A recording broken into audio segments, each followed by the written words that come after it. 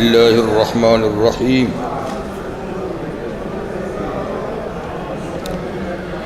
ونادوا یا مالک لیقض علینا ربک قال انکم ماکثون لقد جئناکم بالحق ولکن اکثرکم للحق کارہون ام ابرموا امرا فإنا مبرمون ام يحسبون انا لا نسمع سرهم ونجواهم بلى ورسلنا لديهم يكتبون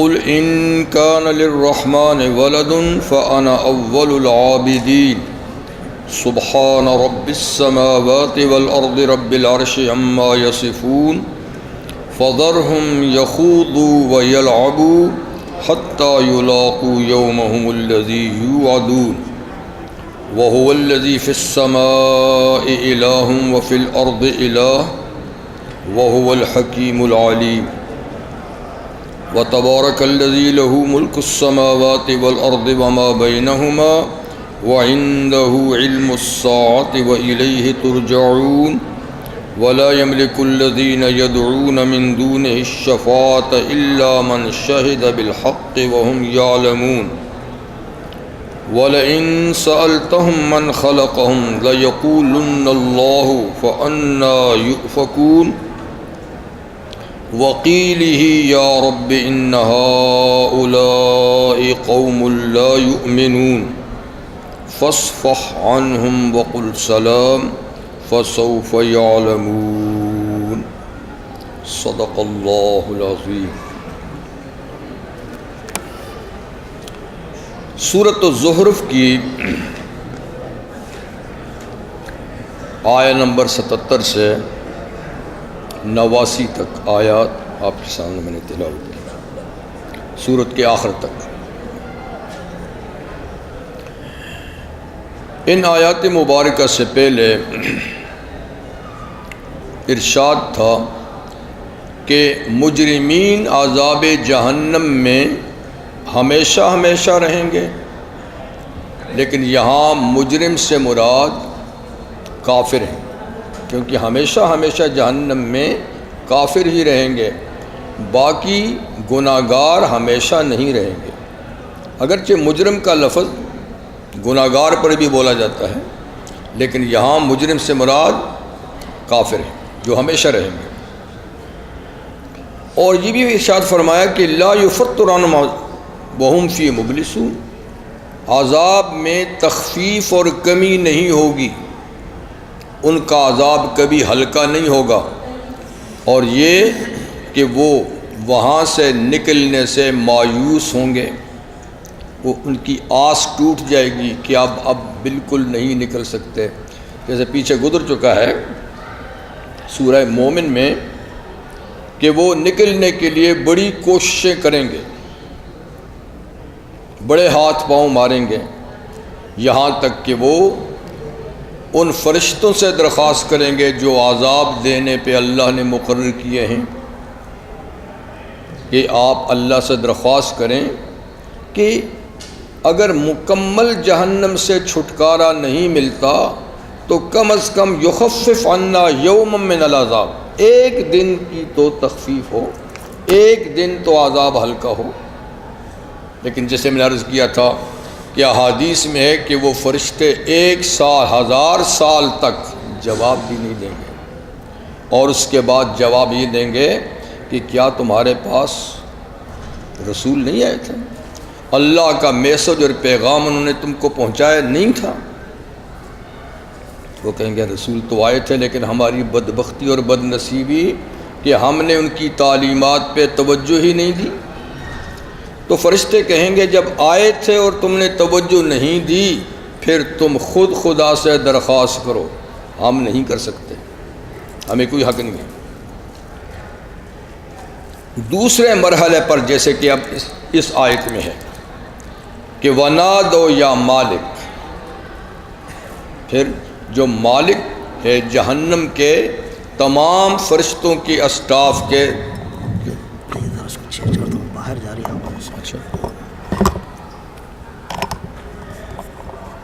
تو جتنے فرشتے عذاب پر اللہ تعالیٰ نے مقرر کیے ہیں 19 تو بڑے فرشتے ہیں، باقی لا تعداد فرشتے ہیں، ان سب کے جو چیف ہیں مالک ان کا نام ہے۔ تو پھر یہ لوگ مالک سے درخواست کریں گے، جیسے اس آیت کریمہ میں ہے وَنَادُوا یا مالک، پکاریں گے اے مالک، لِيَقْضِيَ عَلَيْنَا رَبُّكَ، آپ اللہ سے درخواست کریں کہ آپ کا رب یقضی علینا، ہمارا فیصلہ ہی کر دے، سزا نہ دے، سزا نہ دے یعنی ہمیں موت دے دے۔ گویا وہ سمجھیں گے کہ موت سے راحت ملتی ہے۔ جیسے دنیا میں بھی لوگ بیماری سے تنگ آئیں، فقر و فاقہ سے تنگ آئیں، یا کسی بھی مصیبت میں تنگ آئیں تو موت مانگتے ہیں، ہائے میں مر جاؤں، یہ ہو جائے۔ ارے بھائی مر گئے تو کیا آگے راحت ملے گی؟ کیا گارنٹی ہے کہ موت کے بعد اور سختیاں بڑھیں؟ لیکن بہرحال دنیا میں بھی تنگ آ کر کہتے ہیں ہائے میں مر جاؤں، تو جہنم میں بھی کہیں گے مالک سے کہ آپ اللہ سے درخواست کریں کہ اللہ ہمارا فیصلہ ہی کر دے، ہمیں موت دے دے، نسیم منسیہ کر دے، عذاب نہ دے، ہم عذاب نہیں جھیل سکتے۔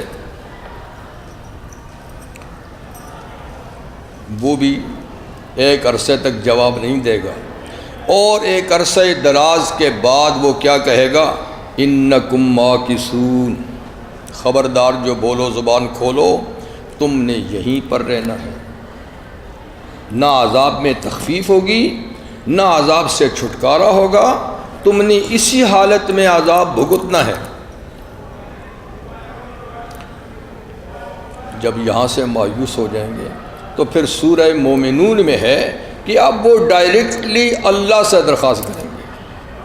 ابھی تو واسطے تھا نبی سے، پہلے 19 فرشتوں سے درخواست، پھر مالک سے درخواست، جب ادھر سے مایوس ہوں گے تو پھر ڈائریکٹلی اللہ سے درخواست کریں گے، جو سورہ مومنون میں ہے، کہیں گے ربنا غلبت علینا شقوتنا وکنا قوما ضالین، اے اللہ ہماری بد نصیبی اور ہماری بدبختی ہم پہ غالب آ گئی تھی کہ ہم نے آپ کے رسولوں کی بات نہیں مانی، ان کا استہزاء کیا، ان کا مذاق اڑاتے رہے، ان کی بات نہیں مانی، ہماری بدبختی ہے، بد نصیبی ہے۔ اب ہمیں ہوش آیا کہ وہ جو کچھ کہہ رہے تھے وہ بالکل برحق ہے، ہم تو ان کی سزا کی دھمکیوں کو محض دھمکیاں ہی سمجھتے تھے، کوئی قیامت نہیں، کوئی عذاب نہیں، یہ ان کی باتیں ہیں، یہ خواہ ڈرا رہے ہیں۔ اب پتہ چلا کہ حقیقت ہے، تو اب ہم اقرار کرتے ہیں کہ ہم مجرم ہیں، جرم کا اقرار کرتے ہیں، آپ برائے مہربانی معاف کر دیں۔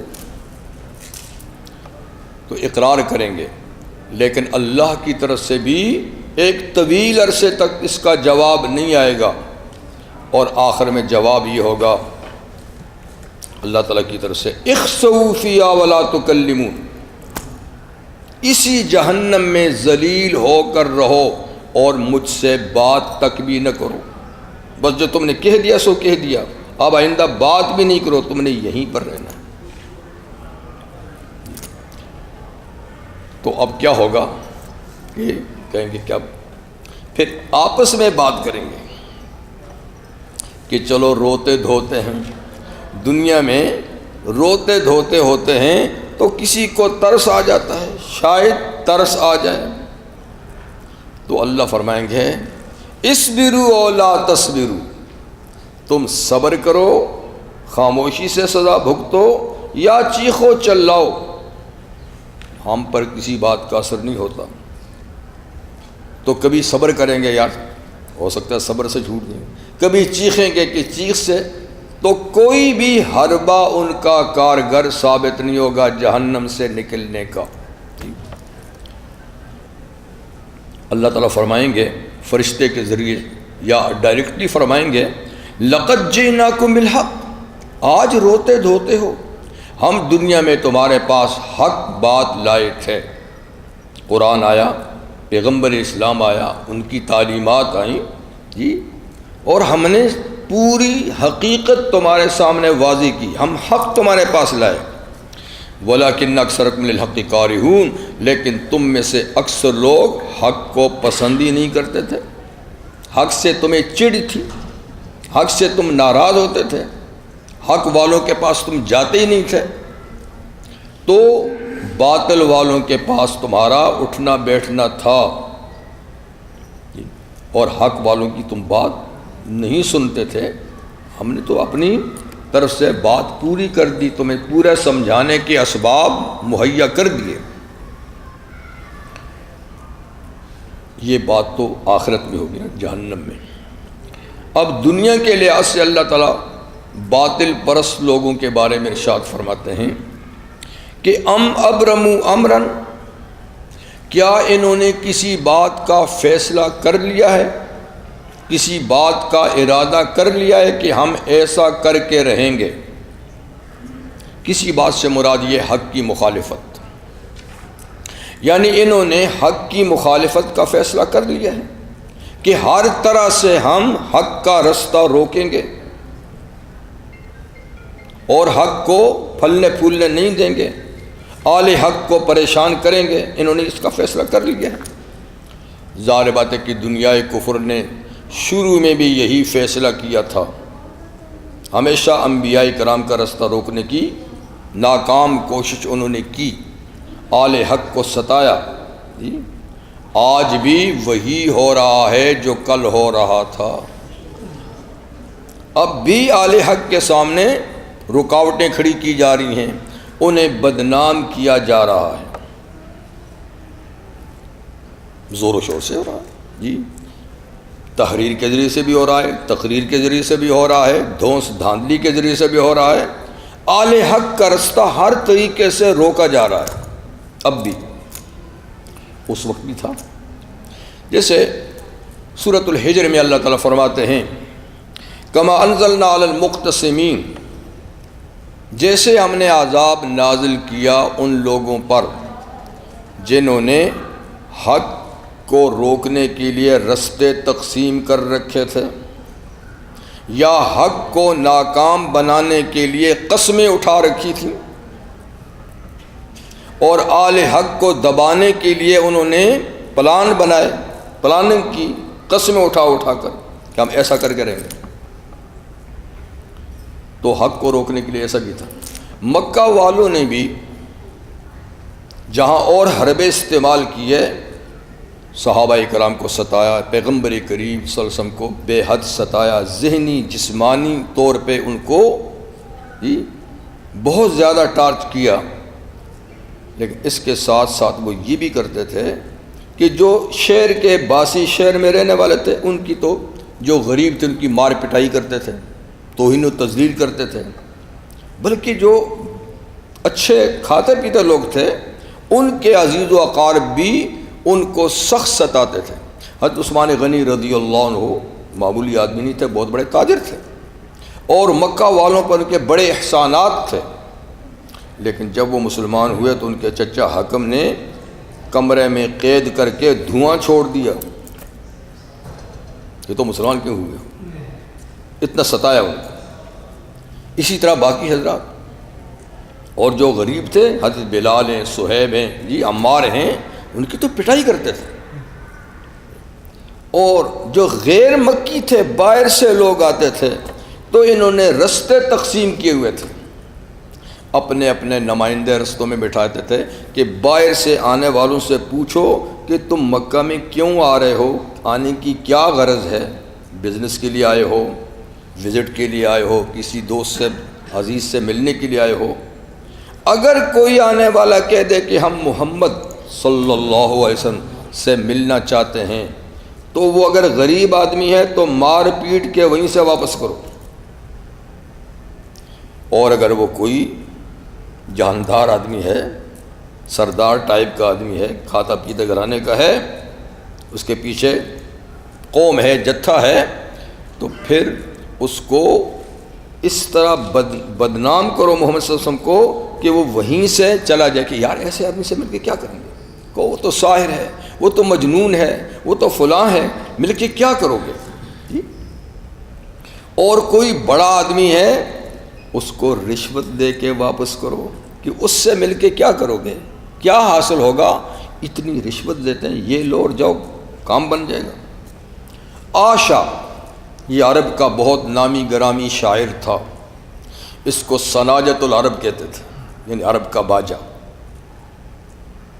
یعنی جہاں وہ شعر پہ کہتا تو دنیا دم بخود ہوتی تھی۔ وہ مکہ آیا تو اب ظاہر بات وہ تو سردار قسم کا اور نامی گرامی شاعر ہے، اس کو تو مار پیٹ تو نہیں کر سکتے۔ پوچھا کیسے، کہا میں نے سنا ہے یہاں کوئی نبوت کا مدعی ہے، اس سے ملنا ہے۔ تو اب ان کو لالے پڑ گئے جان کر کہ یہ اگر محمد صلی اللہ علیہ وسلم سے مل گیا اور یہ متاثر ہو گیا اور اس نے اگر ان کی شان میں قصیدہ کہہ دیا یا اسلام کے بارے میں قصیدہ کہہ دیا، سارا عرب ٹوٹ کے آ جائے گا، متاثر ہوگا۔ کہا اس کو کسی طریقے سے روکو، اس کے پاس نہ جاؤ۔ تو اس نے بہت کچھ ادھر ادھر کی باتیں، انہوں نے کہا دیکھو ان سے مل کے کیا کرو گے، تم کو ہم 100 اونٹ اناج کے لدے ہوئے دیتے ہیں، 100 اونٹ اناج کے لدے ہوئے، یہ لو اور واپس اپنے جاؤ، مزے کرو، مزے اڑاؤ۔ وہ بد نصیب انسان تھا، لالچ میں آ گیا، باقی پتہ نہیں ملوں گا کیسا آدمی ہوگا نہ ہوگا۔ 100 اونٹ اور سامان کے لدے ہوئے بہت بڑا سرمایہ ہے۔ اس نے کہا راضی ہو گیا، وہ 100 اونٹ سامان کے اس کو دیے، وہ لے کر گیا۔ جب اپنے شہر کے قریب پہنچا تو اونٹ کے اوپر سے گرا، گردن کی ہڈی ٹوٹی اور گھر جانا بھی نصیب نہیں ہوا۔ جس لالچ میں آیا تھا وہ محال خود ہی پڑا رہا، خود یوں ہی چلا گیا۔ زماد بن ثعلبہ رضی اللہ تعالیٰ عنہ، یہ ایک کاہن قسم کے آدمی تھے، کاہن بھی تھے اور یہ کچھ علاج معالجے بھی کرتے تھے، یعنی جیسے مرگی کا علاج ہو گیا، اس طرح کوئی دماغ کے عارضے کا علاج ہو گیا۔ یہ آیا تو یہ بھی خاندانی آدمی تھا، اس کے پیچھے قوم تھی۔ پوچھا کہاں میں محمد سے ملنے جاتا ہوں۔ اوہو کس سے ملنا چاہتے ہو؟ معاذ اللہ ثم معاذ اللہ، نقل کفر نہیں ہوتا۔ وہ تو پاگل ہے، اس کا تو دماغ چل گیا ہے، اس کو تو ہذیان ہو گیا ہے، وہ تو الٹی سیدھی باتیں کرتا ہے۔ اس نے کہا اچھا ایسا ہو گیا ہے، میں تو ڈاکٹر ہوں اور اسی بیماری کا علاج بھی کرتا ہوں، دماغ کی۔ اب تو میں ضرور ملوں گا کہ وہ بیمار ہیں تو میں ان کا علاج کروں گا۔ بہرحال وہ ان کے داؤ پیچ میں نہیں آیا اور آ گیا۔ آیا تو پروپیگنڈا تو ذہن میں تھا نا کہ واقعی یہ اتنے لوگ کہتے ہیں تو ایسا ہی ہوگا۔ آ کر پہلے ہی کہنے لگا محمد سنا ہے آپ کا دماغ کام نہیں کرتا، دماغی عارضہ ہے آپ کو۔ حضور مسکرائے کہ یہ بھی یاروں کے ہتھے چڑھا ہے، ان کی بھی ان کو بھی پٹی پڑھا کے بھیجا ہے۔ آپ نے فوراً فرمایا زماد بیٹھو، ان الحمد للہ نحمدہ ونستعینہ ونستغفرہ ونؤمن بہ ونتوکل علیہ ونعوذ باللہ من شرور انفسنا ومن سیئات اعمالنا من یہدہ اللہ فلا مضل لہ ومن یضلل فلا ہادی لہ۔ جماعت سنا تو اس نے حیران ہو گیا کہ لوگ کہتے ہیں اس کا دماغ چل گیا ہے، وہ ہذیان بولتا ہے۔ یہ تو ایسی بات، ایسی فرزانہ اور عقل مندوں کی بات کر رہا ہے کہ اس کے اثرات تو سمندر کی تہہ تک جا سکتے ہیں۔ کہا سمجھ میں نہیں آئی بات۔ کہتے ہیں کہ ایک دفعہ اور پڑھیے۔ آپ نے دوبارہ پھر وہی خطبہ جو عام طور پہ خطبہ پڑھا جاتا ہے، یہ وہی خطبہ ہے، پھر پڑھا۔ اس نے کہا جی ایک دفعہ اور پڑھیے۔ 3 دفعہ پڑھا تو اس نے اتنا متاثر کر کہ کلمہ پڑھا دیجیے۔ کتنے احمق ہیں جو آپ کو کہتے ہیں کہ یہ مجنون ہے، یہ دیوانہ ہے۔ کتنے، آپ جیسا عقل مند تو آج تک دیکھا ہی نہیں ہے۔ میں جہان دیدہ آدمی ہوں، دنیا میں پھرا ہوں، کیسے لوگ ہیں؟ جماعت مسلمان ہو گئے اور داعی بن کے اپنی قوم میں گئے کہا جا کر قوم میں دعوت دے۔ تو عرض میں یہ کر رہا ہوں کہ ام ابرموا امرا، کہتے ہیں اللہ فرماتے ہیں انہوں نے ایک بات کا ارادہ کر لیا ہے کہ وہ ہماری دعوت کا رستہ روکیں گے، تو فَإِنَّا مُبْرِمُونَ، ہم بھی ارادہ کرنے والے ہیں ان کے پلان کو ناکام کرنے کے لیے۔ کرنے یہ جو کرتے ہیں، یہ رستہ روکیں اور ہم اپنی دعوت پھیلائیں گے۔ تو سب رکاوٹیں ہوئیں، لیکن خدا کے فضل سے دنیا میں اسلام پھیل رہا ہے۔ آج کوئی کم رکاوٹیں پیدا کی جا رہی ہیں۔ دنیائے کفر کو چھوڑیے، ان کا تو وتیرہ اور کام ہی یہی ہے۔ اپنوں کو دیکھیے، اپنوں کو دیکھیے کہ وہ کتنا ناکام بنانے کے لیے ایڑی چوٹی کا زور لگا رہے ہیں، لیکن یہ وہ سیلاب ہے جس کو کوئی تھما نہیں سکتا، اس کے سامنے بند نہیں بند جا سکتے، اس لیے کہ یہ اللہ کا دین ہے اور اس کو اللہ نے قیامت تک رکھنا ہے اور پھیلانا ہے۔ اس کے لیے اللہ تعالیٰ غیبی اسباب خود پیدا کریں گے۔ دیکھنا وہ معصوم بچہ آج حافظ قرآن ہے، اس کے دل میں کس نے ڈالا؟ اس کی طرح کے بچوں کے ذہن میں کیا کیا باتیں ہوں گی؟ ہم ڈاکٹر بنیں گے، ہم انجینئر بنیں گے، ہم پروفیسر بنیں گے، جی ہم بزنس مین بنیں گے، کیا کیا ہوتا ہے، لیکن اس کے دل میں خدا نہیں۔ تو یہ دل میں اللہ ڈالتا ہے، اس لیے کہ اللہ نے اس سے کام لینا ہوتا ہے۔ یہ اللہ کا اپنا ایک انتخاب ہے، چن کے اللہ تعالیٰ تم ادھر آؤ، تم سے یہ کام لینا ہے۔ یہ اتفاقی بات نہیں ہے، اتفاقی بات نہیں ہے۔ تو بہرحال اللہ فرماتے ہیں ہم ابرموا امرا، کیا انہوں نے ایک بات کا ارادہ کر لیا ہے کہ وہ ہمارے دین کو نہیں چلنے دیں گے؟ فَإِنَّا مُبْرِمُونَ، وہ سن لیں کہ ہم بھی ارادہ کرنے والے ہیں کہ ان کو ناکام بنائیں گے، ہمارا کام چلتا رہے گا۔ دوسری جگہ وَمَكَرُوا وَمَكَرَ اللَّهُ، انہوں نے خفیہ تدبیریں شروع کر لی ہیں دین کو روکنے کے لیے۔ وَمَكَرَ اللَّهُ، اور اللہ نے اپنے دین کی حفاظت کا فیصلہ کر لیا ہے، اور وَاللَّهُ خَيْرُ الْمَاكِرِينَ، اللہ کی تدبیر کے سامنے کسی کی تدبیر نہیں چل سکتی۔ ام یحسبون انا لا نسمع سرهم ونجواهم، کیا یہ لوگ خیال کرتے ہیں کہ ہم ان کی چپکے باتیں نہیں سنتے، ان کی چھپ کر باتیں نہیں سنتے؟ وَنَجْوَاهُمْ، اور ان کی کان میں ایک دوسرے سے جو باتیں وہ نہیں سنتے۔ سرہم کا معنی بند کمروں میں میٹنگ، آہستہ آہستہ کہ دوسرا نہ سنے، وہ میٹنگ کیا ہم نہیں سنتے؟ وَنَجْوَا کا معنی ایک دوسرے کے کان میں کہ دوسرا بھی نہ سنے، تیسرا بھی نہ سنے، اور ہم تو سب سنتے ہیں۔ علی اعلان بات کریں، بند کمرے میں کریں، کسی کے کان میں کریں، ہمارے تو سب برابر ہے۔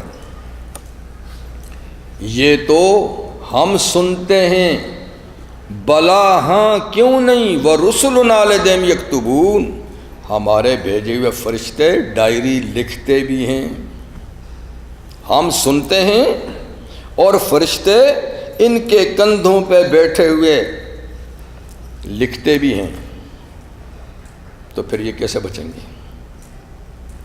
وہ ایک دفعہ حرم محترم میں، حضور ہی کے زمانے کی بات ہے، بنی ثقیف جو طائف کے لوگ تھے قبیلہ، اس کے 2 آدمی اور ایک مکہ کا قریشی، 2 وہاں کے، یا حدیث میں کہ 2 قریشی اور 1 ثقیفی، یا 2 ثقیفی اور 1 قریشی، یہ 3 آدمی حرم میں بیٹھے ہوئے ایک دوسرے سے بات کر رہے تھے کہ اللہ زور کی سنتا ہے یا آہستہ سنتا ہے؟ اللہ تعالیٰ زور سے بات کریں سنتا ہے یا آہستہ کی بات بھی سنتا ہے؟ تو ایک نے کہا آہستہ کریں تو نہیں سنتا، زور سے بولیں تو سنتا ہے۔ یعنی جیسے کہ ہم لوگ ہیں نا کہ زور سے کرو تو سنتے ہیں اور آہستہ کرو تو نہیں سنتے ہیں. تیسرے نے کہا بے وقوف ہو، اگر اللہ زور کی سنتا ہے نا تو وہ آہستہ بھی سنتا ہے، وہ تھوڑا سا عقل مند تھا. یعنی یہ نظریہ تھا لوگوں کا. آج اگرچہ عقیدہ تو نہیں ہے، عقیدہ تو ہر آدمی کا یہی ہے کہ اللہ زور کی بھی سنتا ہے، آہستہ بھی سنتا ہے، بلکہ اللہ تو دل کے وسوسوں اور خیالات کو بھی جانتا ہے. تم نبی بولو. عقیدہ تو یہ ہے کہ اللہ خیالات کو بھی جانتے ہیں، آہستہ بھی زور کی بھی سنتے ہیں. لیکن عمل جب ہم کرتے ہیں تو لگتا یہ کہ ہم بھی یہ سمجھتے ہیں کہ آہستہ کی نہیں سنتا، زور کی سنتا ہے. عمل ایسا ہے نا، ورنہ آدمی چھپ کر کیوں کرے؟ اللہ سے کیا بات چھپی ہوئی ہے؟ لیکن یہ جو چھپ کر کام کیے جاتے ہیں، یہ عملی طور پہ ثبوت دیا جا رہا ہے کہ اس کا اس کو پتہ نہیں ہے. اگر یہ عقیدہ ہو کہ نہیں اللہ کو سب کچھ کا پتہ ہے، دن کی روشنی میں کرو، رات کے اندھیرے میں کرو، کسی غار کے اندر کرو، کھلے میدان میں کرو، زور سے بولو، آہستہ بولو، اللہ کے لیے ایک ہی بات ہے. اگر یہ عقیدہ پختہ ہو جائے نا تو پھر گناہ چھٹ جائیں. لیکن جب بندہ گناہ کرتا ہے تو اس وقت عقیدہ جیسا بھی ہے لیکن عمل اس کا بتاتا ہے کہ یہ شاید سمجھتا ہے کہ اس کا پتہ نہیں ہے. تو اللہ فرماتے ہیں ہمیں سب پتہ ہے اور ہمارے فرشتے لکھتے بھی ہیں. قل ان کان للرحمن ولد فانا اول العابدین. اے محمد صلی اللہ علیہ وسلم آپ ان لوگوں سے کہہ دیجئے جو اللہ کے لیے اولاد کی بات کرتے ہیں، جیسے عیسیٰ علیہ السلام کے بارے میں، یہودیوں کا ایک گروپ عزیر علیہ السلام کے بارے میں، یا جیسے کہ مشرکین کے کچھ قبائل فرشتوں کے بارے میں، تو آپ ان سے کہہ دیجئے کہ اللہ صاحب اولاد نہیں. ان کان للرحمن ولد، فرض کرو فرض کہ رحمان صاحب اولاد ہوتا، رحمان کا کوئی بیٹا ہوتا، بیٹی ہوتا، فانا اول العابدین، تو سب سے پہلے میں اس کی عبادت کرتا. سب سے پہلے اگر اللہ کا اولاد ہوتی تو وہ بھی معبود ہوتا نا اللہ کی طرح، تو میں سب سے پہلے اس کی عبادت کرتا. لیکن میں نہیں کرتا اس لیے کہ اس کی اولاد ہی نہیں ہے. یہ صرف جھوٹا الزام ہے خدا پر، اللہ کی اولاد نہیں. ایک آیت میں اللہ فرماتے ہیں وَلَمْ تَكُن لَهُ صَاحِبَةٌ، اولاد کہاں سے آئے؟ اس کی تو بیوی ہی نہیں ہے. اولاد کہاں سے ہو؟ اس کی تو بیوی ہی نہیں ہے. لیکن پھر بھی یار لوگ یہی کہتے ہیں نا کہ نہیں جی بیوی ہے. کچھ عیسائیوں کا عقیدہ ہے کہ حضرت مریم معاذ اللہ ثم معاذ اللہ جی. اور مشرکین کہتے تھے کہ جنات کے سرداروں کی بیٹیاں اللہ کی بیویاں ہیں اور ان سے فرشتے خدا کی بیٹیاں ہیں.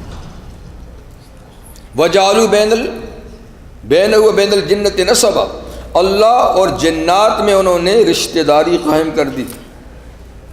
تو کہتے ہیں اس طریقے سے بیٹیاں ہیں. لیکن اللہ فرماتے ہیں وَلَمْ تَكُن لَهُ صَاحِبَةٌ، اللہ کی کوئی بیوی نہیں ہے اور بیوی نہیں اولاد بھی نہیں. اولاد ہو تو پھر سلسلہ آگے چلے نا. اس لیے کہتے ہیں معاذ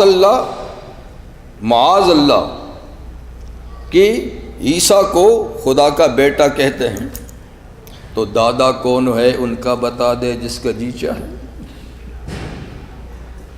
تو دادا کون ہے ان کا بتا دے جس کا جی چاہے. اگر وہ خدا کے بیٹے ہیں تو پھر کوئی دادا بھی تو ہونا چاہیے، پردادا بھی تو ہونا چاہیے نا. تو سلسلہ سب آگے بھی تو جانا چاہیے نا. یہاں کوئی سلسلہ نہیں ہے. قل هو اللہ احد، کہہ دیجیے اللہ ایک ہے. اللہ الصمد، اللہ بے نیاز ہے. بے نیاز کا معنی ہے کہ اس کا نظام سب کے بغیر چلتا ہے، باقی کسی کی گاڑی اس کے بغیر نہیں چلتی۔ سمد کا معنی کیا ہے؟ کسی کا کام اس کے بغیر نہیں چلتا، اس کے سارے کام سب کے بغیر چلتے ہیں، یہ سمد۔ لم یلد،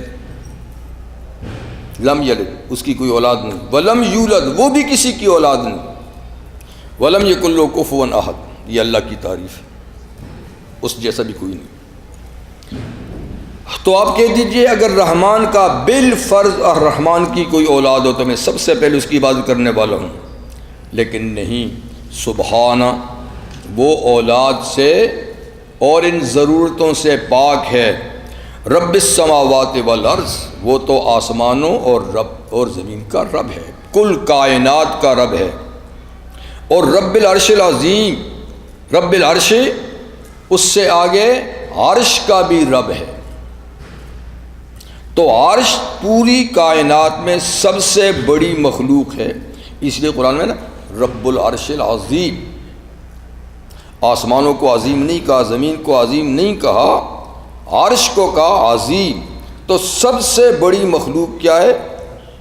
تو اللہ تو اس کا بھی رب ہے، کرسی کا بھی رب ہے، جنتوں کا بھی رب ہے، دوزخ کا بھی رب ہے، لیکن یہ سب چیزیں ہماری نظروں سے اوجھل ہیں، ہماری نظروں میں آسمان اور زمین ہے، اس لیے اس کا ذکر فرمایا، اور جو سب کو گھیرے ہوئے عرش اس کا ذکر فرمایا، اس کے بیچ کی کائنات کو نہیں بتایا۔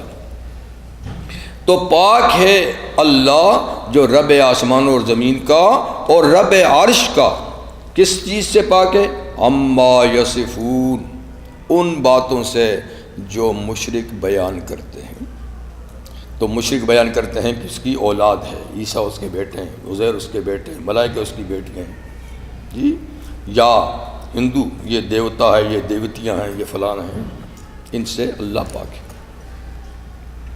فَذَرْهُمْ يَخُوضُوا وَيَلْعَبُوا، سورہ محمد صلی اللہ علیہ وسلم آپ ان کو رہنے دیجئے، یعنی میسج دے دیں، وہ تو آپ کا فریضہ ہے، باقی ان کے پیچھے پڑنے کی ضرورت نہیں ہے۔ فَذَرْهُمْ آپ ان کو رہنے دیجئے، یخوضوا یعنی فضولیات میں، فضول کاموں میں گھسے رہیں، لگے رہیں، وَيَلْعَبُوا اور کھیلتے رہیں، یہ ان کا کھیل ہے، کھیل تماشے میں لگے رہیں، آپ ان کو رہنے دیں۔ اس سے پہلے یہ باز نہیں آئیں گے، یہ لاتوں کے بھوت ہیں باتوں سے، ہاں، حتیٰ یلاقوا یومہم الذی یوعدون، یہاں تک کہ یہ اس دن سے آ ملیں جن کا وعدہ کیا گیا ہے، یعنی قیامت۔ یہ قیامت سے پہلے باز آنے والے نہیں ہیں، ان کی سرشت فرما ان کی فطرت میں جانتا ہوں، اللہ فرماتا ہے فطرت میں جانتا ہوں۔ تو آپ ان کی پھر زیادہ اپنے آپ کو کھپائیں نہیں۔ اب قیامت وہ تو کہیں کہیں آئے گی، لیکن میں نے کہا نا قیامت دو ہیں، شخصی قیامت اور پوری کائنات کی قیامت۔ تو یہاں شخصی قیامت مراد ہے، یعنی موت سے پہلے یہ سیدھے ہونے والے نہیں ہیں، یہ ان کو رہنے دیجئے، گپ شپ میں لگے رہیں یہاں تک کہ یہ اس دن سے ملیں، یعنی موت کے دن سے ملیں گے۔ مریں گے تو ان کی آنکھیں کھلیں گی، اس سے پہلے ان کی آنکھیں کھلتی نہیں ہیں، اور ساری کائنات کی موت جب آئے گی تو وہ قیامت ہوگی۔ وَهُوَ الَّذِي فِي السَّمَاءِ إِلَٰهٌ وَفِي الْأَرْضِ إِلَٰهٌ، اللہ کی شان یہ ہے کہ اللہ وہ ذات ہے، آسمانوں میں بھی وہی معبود ہے۔ آسمانوں کی مخلوق کس کی عبادت کرتی ہے؟ آسمان میں کوئی مشرک نہیں، کوئی کافر نہیں، آسمانوں میں سارے کے سارے موحد، مسلم، مطیع فرشتے ہیں، جو پل جھپکنے کے برابر بھی اللہ کی نافرمانی نہیں کرتے۔ سید الکونین صلی اللہ علیہ وسلم نے فرمایا کہ آسمانوں پر، آسمان پر نہیں، آسمانوں، ساتوں آسمانوں پر ایک بالشت رکھنے کی جگہ بھی خالی نہیں جہاں کوئی فرشتہ اللہ کی عبادت میں مصروف نہ ہو۔ تو کیا تعداد ہے فرشتوں کی، کتنی تعداد ہے۔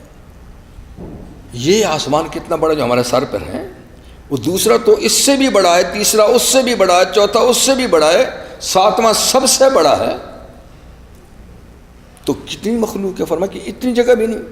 اور فرشتوں کی بھیڑ کی وجہ سے، حالانکہ وہ لطیف جسم رکھتے ہیں، ہماری طرح کثیف جسم بھی نہیں ہے، وزنی، پھر بھی حضور نے فرمایا کہ آسمان فرشتوں کی کثرت سے چرچراہٹ کرتا ہے، چرچراتا ہے، جیسے چھت پہ آواز۔ تو اتنی کثرت سے فرشتے آسمانوں پر عبادت کسی کرتے ہیں؟ اللہ کی۔ تو وہ اللہ، اللہ ہی معبود ہے آسمانوں میں، وفی الارض الہ، زمین میں بھی الہ وہی ہے۔ کچھ سر پھرے انسانوں کو چھوڑ کر، کچھ سر پھرے جنات کو چھوڑ کر، باقی ساری زمین کی کائنات بھی الہ کس کو کہتی ہے؟ درندوں میں کوئی مشرک ہے؟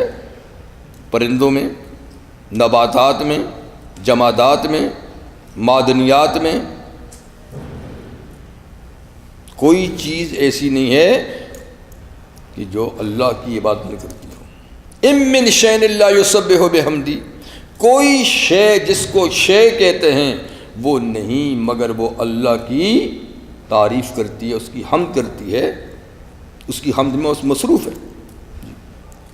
وَلَٰكِن لَا تَفْقَهُونَ تَسْبِيحَهُمْ، لیکن ان کی تسبیح اور ان کی عبادت تم نہیں سمجھتے ہو، ان کی لینگویج تمہیں نہیں آتی، کس میں کرتے ہیں؟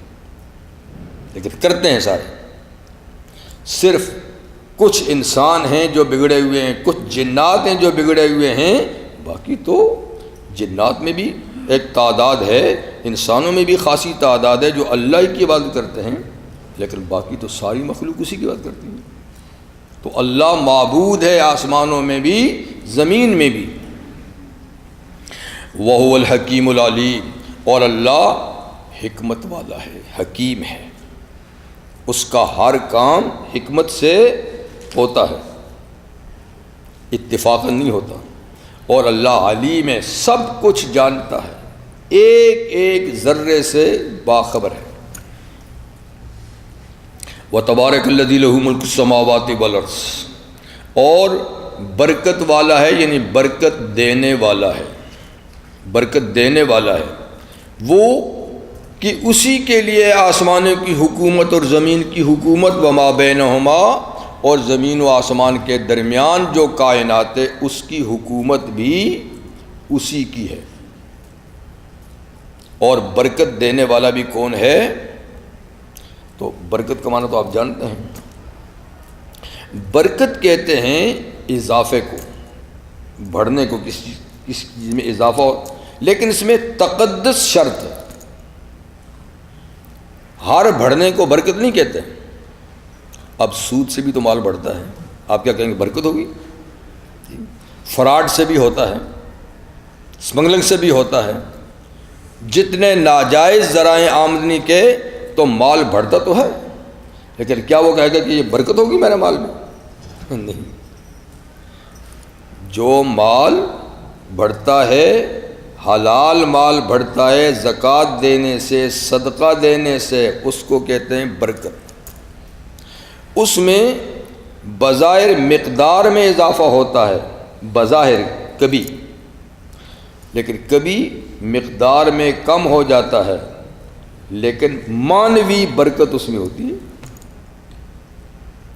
اب زکوٰۃ دیں گے یا صدقہ دیں گے تو اللہ تعالیٰ فرماتے ہیں نا کہ دونوں کے بارے میں فرماتے ہیں، یمحق اللہ الربا ویربی الصدقات، اللہ سود کو مٹاتا ہے، یربی الصدقات، اور صدقات کی تربیت کرتا ہے، بڑھاتا ہے۔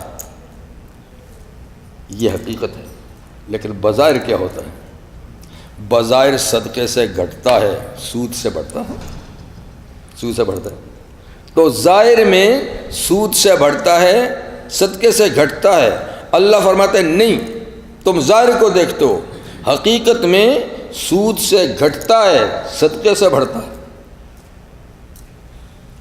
وہ بڑھنا بے برکتی کا ہے، یہ بڑھنا برکت والا ہے، اس میں خدا نے برکت رکھی ہے۔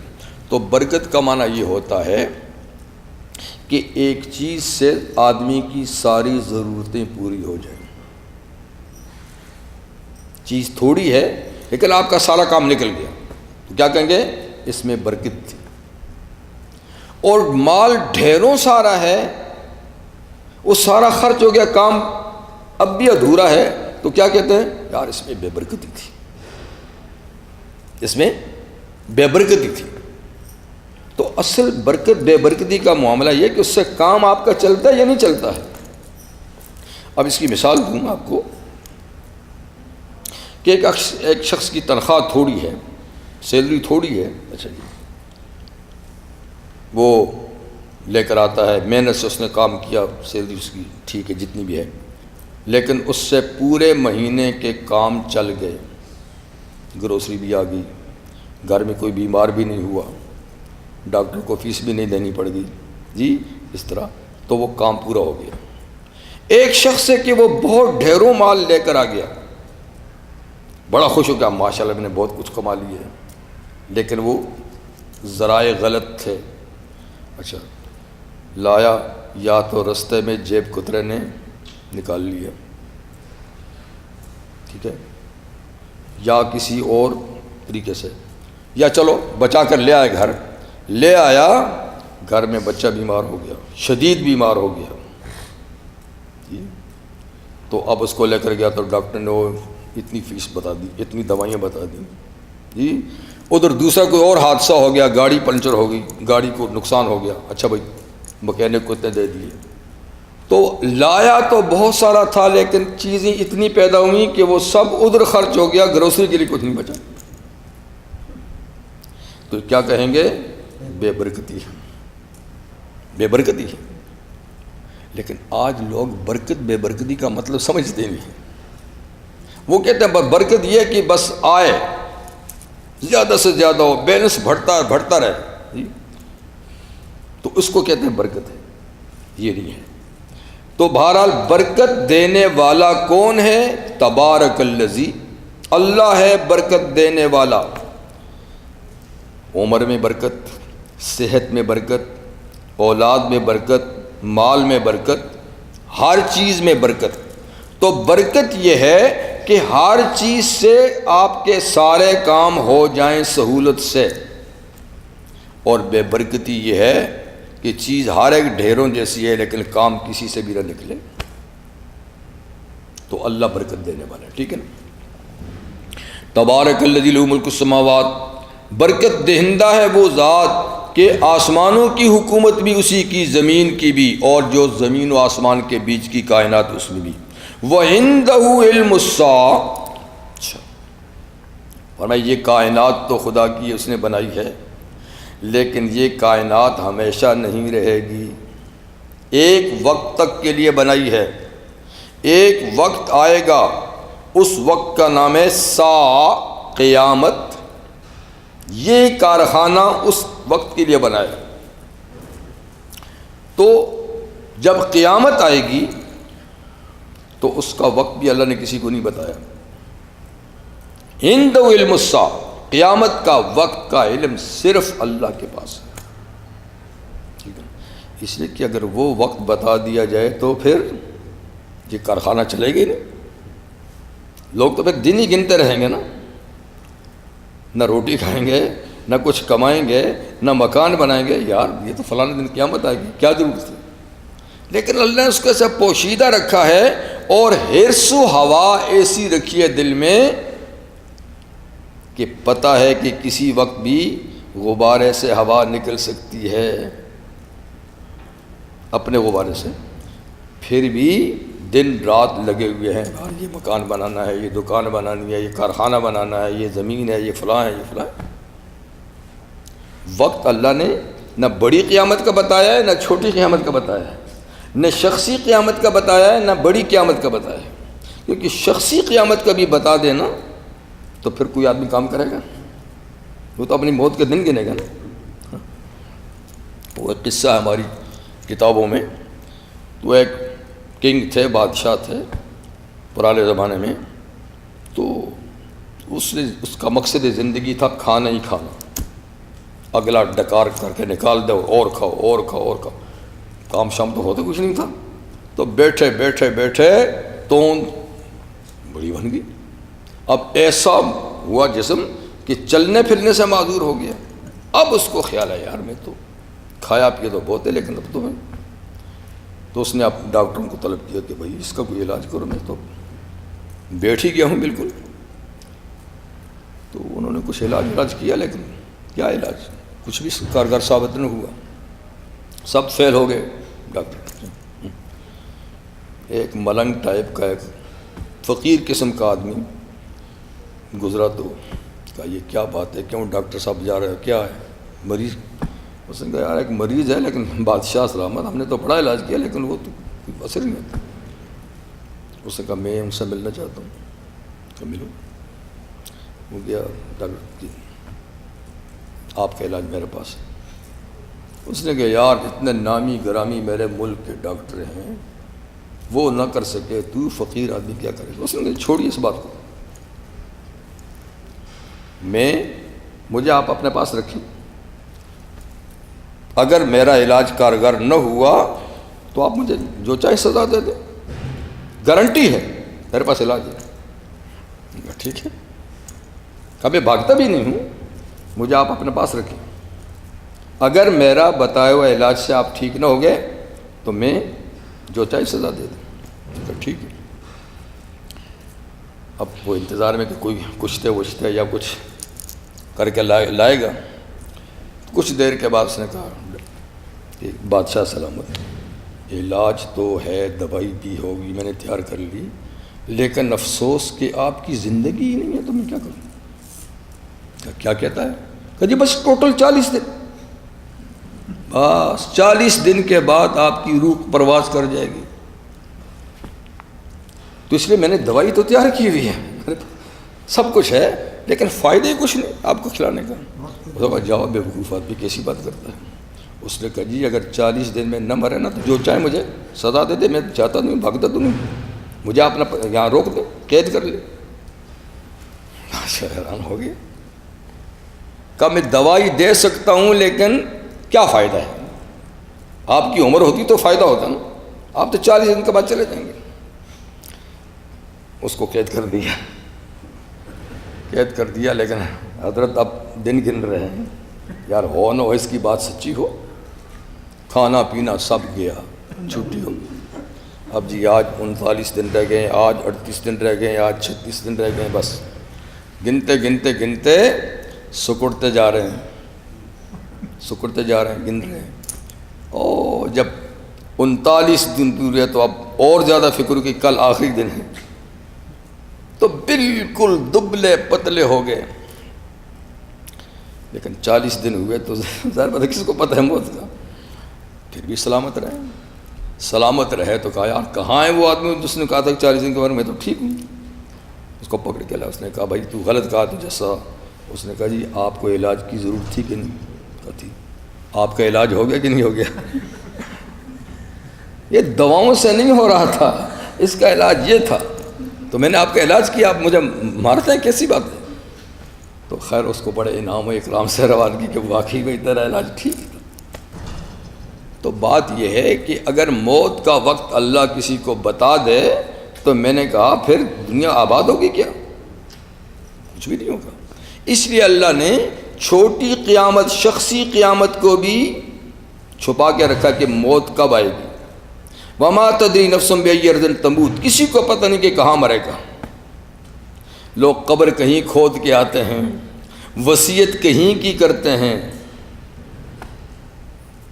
قسمت میں قبر ہی نہیں ہوتی، قسمت میں قبر ہی نہیں ہوتی، تو پتہ نہیں کہ کہاں مرے گا، کہاں دفن ہوگا، کیا ہوگا۔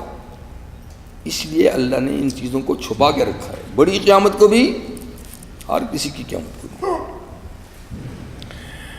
اسی کے پاس ہے قیامت کا علم، وَإِلَيْهِ تُرْجَعُونَ، اور قیامت کے بعد تم اسی کے دربار میں پیش کیا جاؤ گے حساب کتاب کے لیے۔ وَلَا يَمْلِكُ الَّذِينَ يَدْعُونَ مِن دُونِهِ الشَّفَاعَةَ، بعض لوگوں کا یہ خیال ہے کہ قیامت ہوگی، ٹھیک ہے، اور اللہ کے حضور بھی پیشی، ٹھیک ہے، لیکن سفارش کرا لیں گے۔ اس لیے زیادہ پابندیوں کی کیا ضرورت ہے؟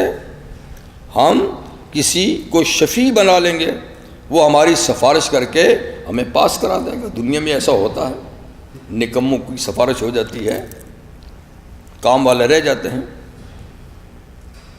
تو سفارش تو ایک برحق سفارش ہے جو نبی کریم صلی اللہ علیہ وسلم کریں گے، ہر پیغمبر کرے گا، شہید بھی کریں گے، حافظ بھی کریں گے، عالم بھی کریں گے، حاجی بھی کریں گے۔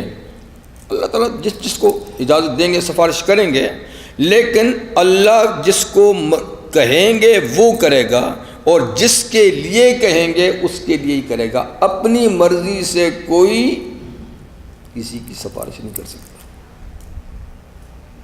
یہ تو صحیح عقیدہ ہے۔ لوگوں نے سمجھا کہ نہیں،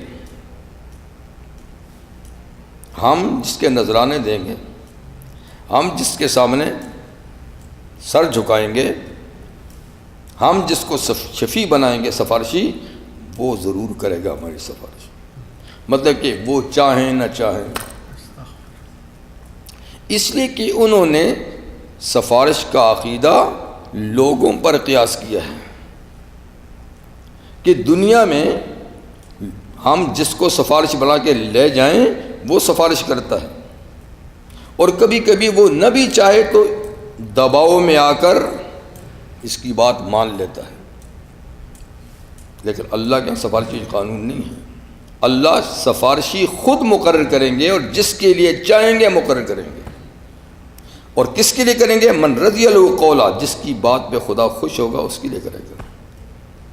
من ذا الذی یشفع عنده، کون ہے جو خدا کے سامنے خود سفارش کے لیے جائے؟ نہیں۔ تو اس لیے اللہ فرماتے ہیں کہ یہ غلط عقیدہ ہے، تم غلطی پر ہو۔ ولا یملک الذین یدعون من دون الشفاء، وہ لوگ اختیار نہیں رکھتے جن کو یہ مشرک پکارتے ہیں اللہ کی شفاء۔ کس بات کا؟ شفاعت کا اختیار وہ نہیں رکھتے جن کو یہ سفارشی سمجھ کے پکارتے ہیں۔ ہاں، سفارش کس کی ہوگی؟ الا من شہد بالحق، جس نے حق کی شہادت دی ہوگی، اشہد اللہ الہ الا اللہ اشہد ان محمد عبدہ ورسولہ، جس نے حق کی شہادت دی ہوگی اس کے لیے سفارش ہوگی، اور سفارشی بھی خدا خود مقرر کریں گے۔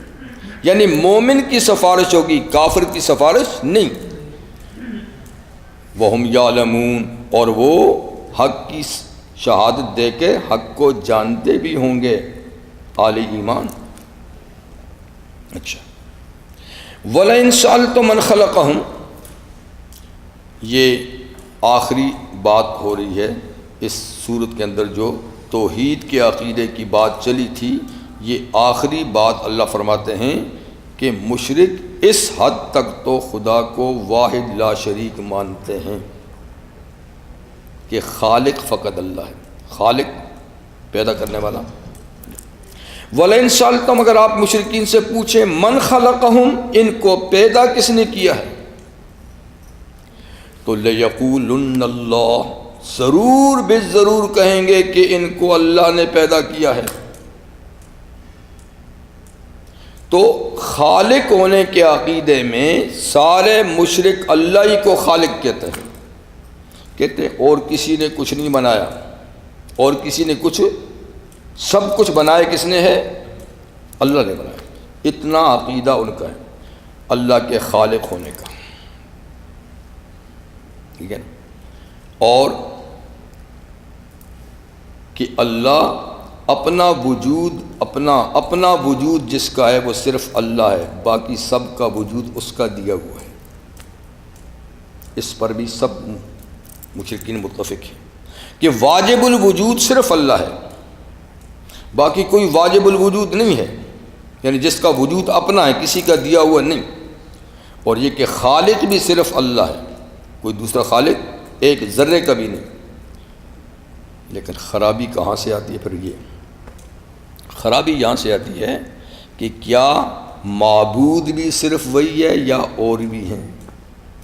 تو کہتے نہیں، عبادت اوروں کی بھی ہے، اس لیے کہ ہم بڑے گئے گزرے ہیں، ہم اپنی عبادت سے اس کا تقرب حاصل نہیں کر سکتے، ہم کسی اس کے نیک بندے کا دامن پکڑ کے ہی جا سکتے ہیں۔ یہ ہے غلطی۔ کہتے ہیں لہٰذا ان کی بھی عبادت کرو، یہ خوش ہوں گے تو ان کی عبادت کے ساتھ ہماری عبادت مل کے قبول ہو جائے گی، ورنہ تنہا ہماری عبادت اللہ کے یہاں نہیں جا سکتی۔ سورہ زمر میں ہے، پوچھتے تھے ان سے کہ ان کی عبادت کیوں کرتے ہو؟ کہتے ما نعبدہم الا لیقربونا الا زلفیٰ، ہم ان کی عبادت صرف اس لیے کرتے ہیں کہ یہ ہم کو خدا کے قریب پہنچا دیں، اور کوئی مطلب نہیں، اور کوئی مقصد نہیں۔ دوسری خرابی مشرکین میں یہ ہے کہ کیا کائنات کا سسٹم نظام خود اللہ ہی چلاتے ہیں یا انہوں نے اختیارات تقسیم کیے ہیں؟ تو اسلام کہتا ہے کہ پیدا اس نے کیا ہے تو چلاتا بھی وہی ہے۔ یہ کہتے تھے نہیں، پیدا تو اس نے کیا ہے لیکن چلانے کے لیے اس نے دیوتاؤں کو پیدا کیا ہے، دیوتاؤں کو پیدا کیا۔ جیسے انہیں ہندی کہتے ہیں نا تین ہیں، ایسے تو بہت سارے ہیں لیکن بڑے بڑے تین ہیں، برہما جی، شیو جی، وشنو جی، اسی کو تریمورتی کہتے ہیں نا، وہ تین سروں والا۔ کہتا ہے برہما جی خالق ہے، اس نے سب کچھ بنایا ہے لیکن بنا کر ریٹائر ہو گیا ہے، بنا کر ریٹائر ہو گیا، اور اس نے اب سنبھالنے اور بگاڑنے کے لیے دو دیوتا مقرر کیے ہیں، وشنو جی اور شنو جی۔ ایک کا کام بگاڑنا ہے، ایک کا کام سنوارنا ہے۔ فرمایا یہ نہیں ہے، وہ پیدا کیا ہے اور وہی بناؤ بگاڑ بھی کرتا ہے۔ خلق الموت والحیات، موت بھی اس نے پیدا کی ہے، حیات بھی اس نے پیدا کی ہے، وہ خیر کا بھی مالک ہے، شر کا بھی مالک ہے، سب کچھ اللہ کرتا ہے۔ تو یہاں آ کر میں نے کہا شرک کا رستہ جدا ہو جاتا ہے توحید سے۔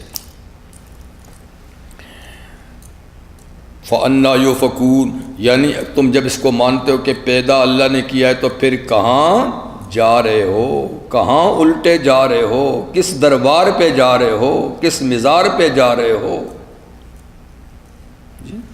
زندگی بچانے کے لیے، برکتیں حاصل کرنے کے لیے، اولاد مانگنے کے لیے، نوکری مانگنے کے لیے یہ مزاروں کے چکر کیوں کاٹ رہے ہو؟ یہ جھنڈیاں کیوں لہرا رہے ہو؟ یہ چادریں کیوں چڑھا رہے ہو؟ یہ دیگ کیوں پکا رہے ہو؟ یہ بکرے کیوں باندھے ہوئے ہیں؟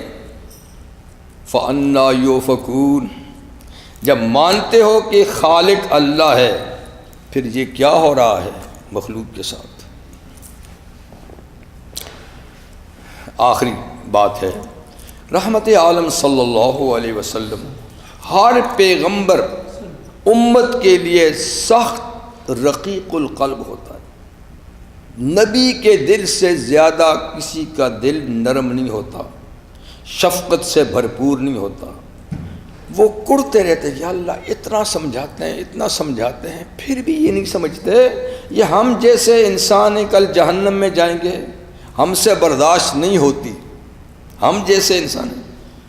یہ تو ہم لوگ ہم کہتے ہیں جائے جہنم میں، کہتے ہیں نہیں مانتا جائے جہنم میں، کہتے ہیں اپنی قبر میں جائے گا۔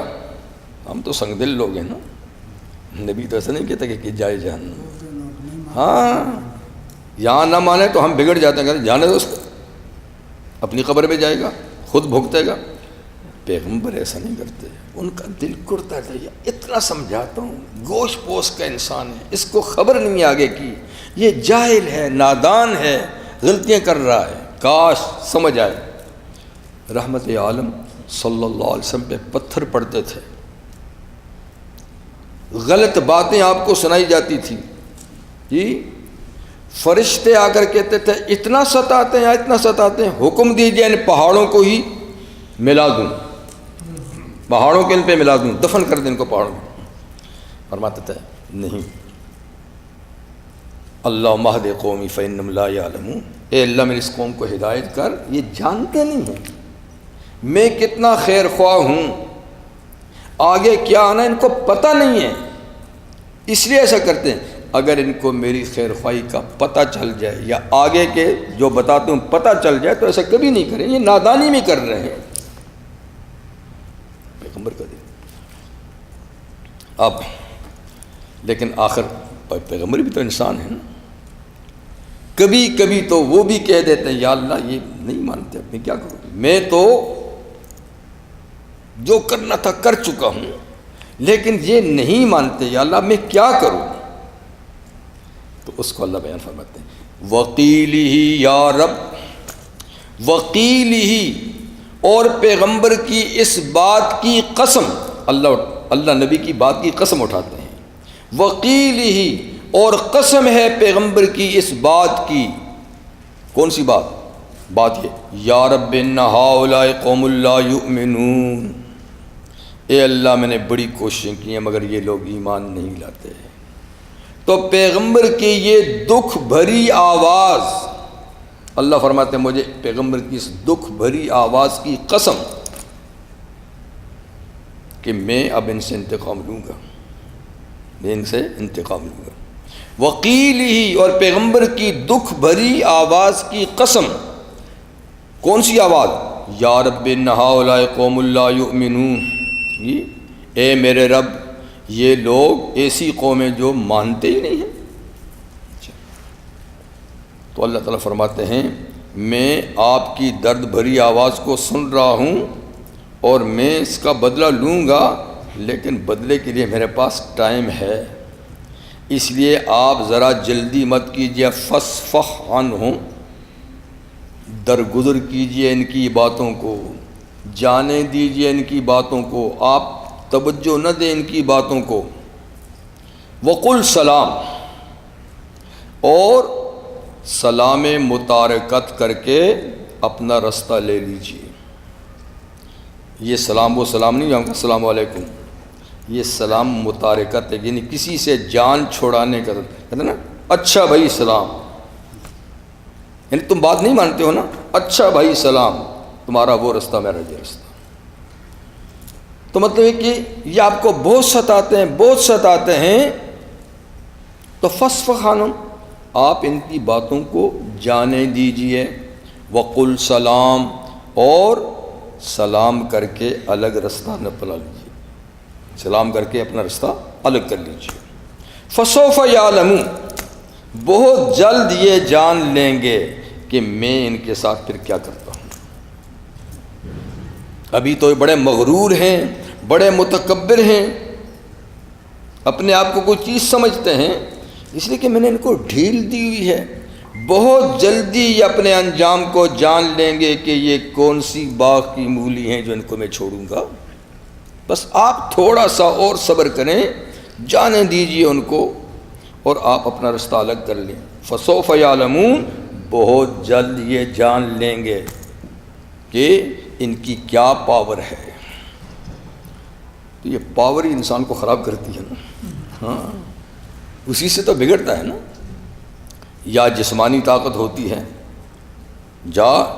یا کوئی عہدہ منصبہ اس کی پاور ہوتی ہے، یا کوئی پارٹی اور جتھا اس کی پاور، اسی پہ تو انسان بگڑتا ہے نا۔ اللہ فرماتے ہیں کہ تھوڑے دن کی بات ہے، جب ہم گلا پکڑیں گے تو ان کو اپنی پاور کا پتہ چل جائے گا۔ فسوف یعلمون، کے لیے بھی جان لیں گے۔ یہ تھی سورہ زخرف جو اختتام کو پہنچ گئی۔ انشاءاللہ اگلے پروگرام میں سورۃ الدخان